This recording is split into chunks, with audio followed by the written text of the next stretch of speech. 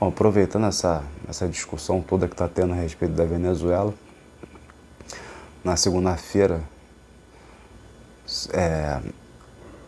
o Jornal Nacional deu uma matéria grande, eu não sei se 15 minutos por aí, mas um tempo bem considerável para poder falar, né, sobre a ditadura venezuelana, e colocava como contraponto, como se fosse o contraponto do Lula, né, as falas do Lula como se fosse o contraponto, e na verdade é colocado de tal maneira que parece que as falas do Lula servem só para corroborar a tese da Globo. Então voltou, né, parece que voltou assim, também tem outros indícios em outras situações, que voltou a velha oposição do jornalismo tradicional ao PT, né, isso é um ponto. E de outro lado, o ponto que voltou a ser discutido a Venezuela, né? Então o Lula trouxe esses 10 líderes aí dos países sul-americanos para cá, e a Venezuela voltou a ser discutida, então isso é importante, é interessante.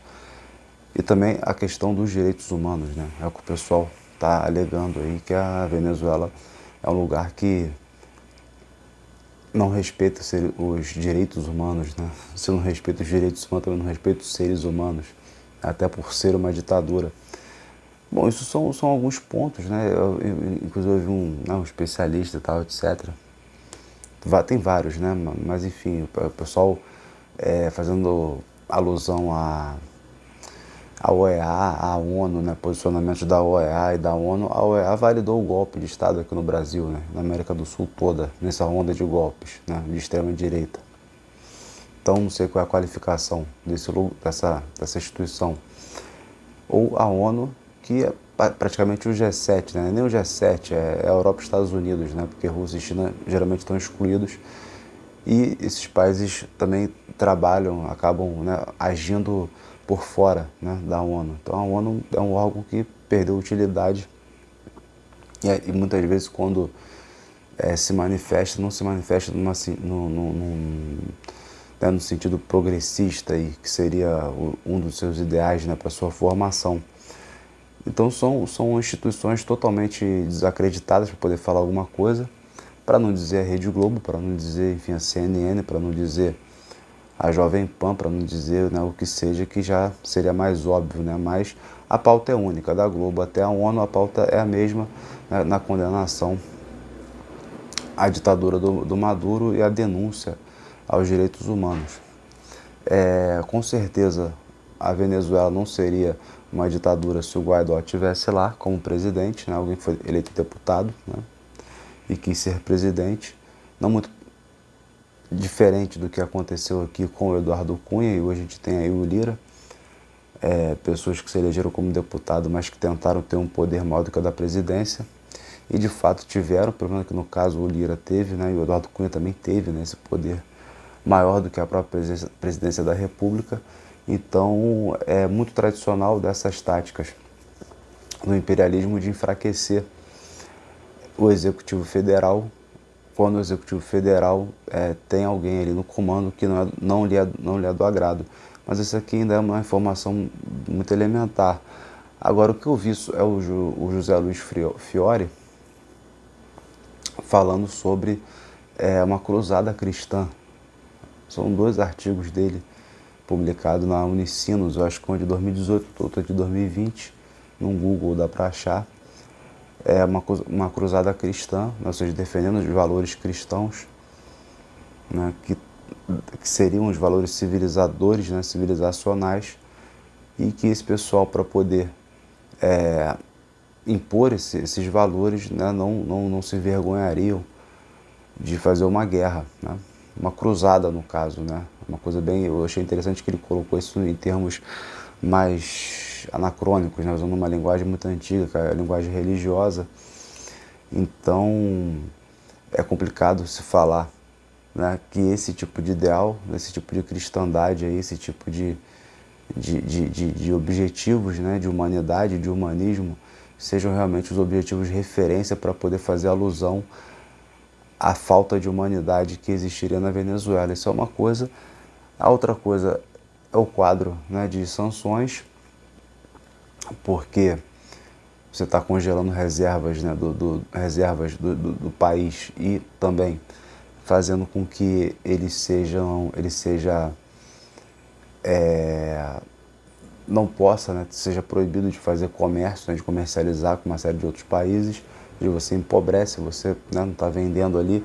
E as reservas ali do Orinoco, na Venezuela, são as maiores reservas.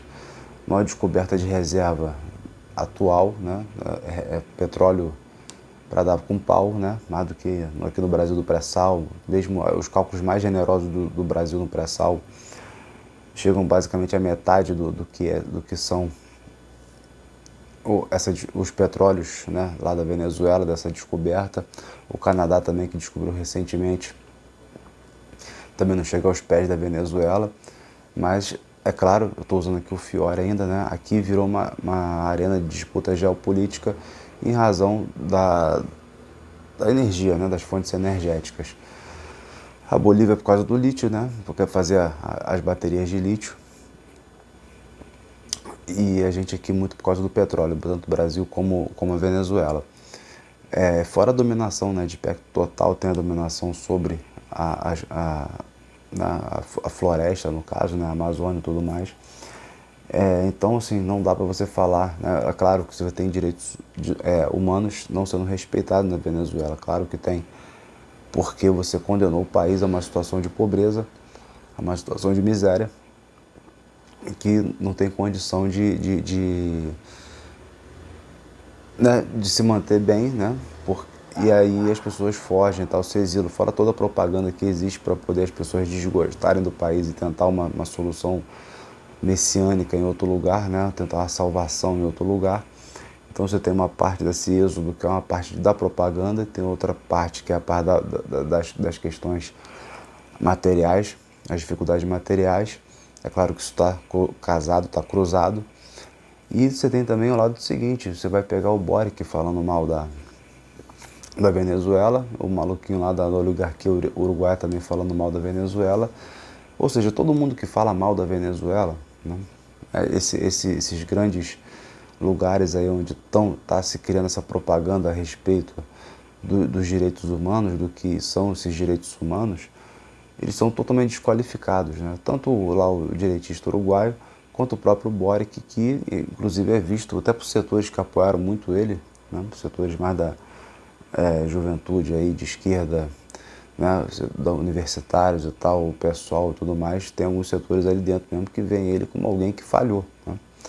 Que está abrindo espaço para a extrema-direita, que falhou no projeto de constituinte, que é um lacaio dos Estados Unidos, ou seja, sem querer, né, de qualquer maneira, endossar, né, esses argumentos tal como eles estão vindo, né, a gente acaba endossando os argumentos do imperialismo, né, mesmo no caso da esquerda, né, considerado pessoas de esquerda. Você tem o caso do Jean Willis, por exemplo, que vai condenar a Venezuela, vai condenar Cuba, vai fazer o elogio de Israel, né, isso é complicado.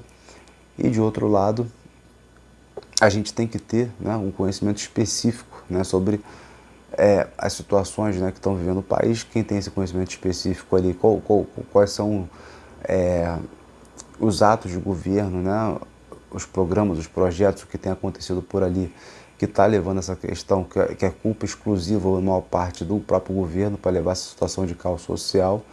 Ninguém sabe isso, né? Pelo menos aqui no Brasil a gente não sabe. E de outro lado também, o outro lado é a Venezuela foi o lugar que conseguiu fugir essa onda de golpes de Estado e conseguiu manter, né? É uma democracia, tem as suas peculiaridades, particularidades, né? Porque tem reeleição indefinida e etc., que deixa de ser uma democracia.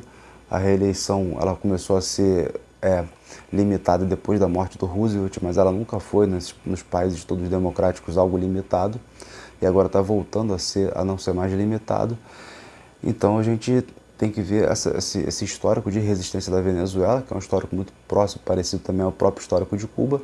Traz problemas, traz, mas sem um conhecimento específico e sem ver essa bandeira de resistência que os venezuelanos acabam levantando, a gente vai acabar só repetindo os argumentos, os raciocínios do imperialismo ou dessa nova cruzada neocristã.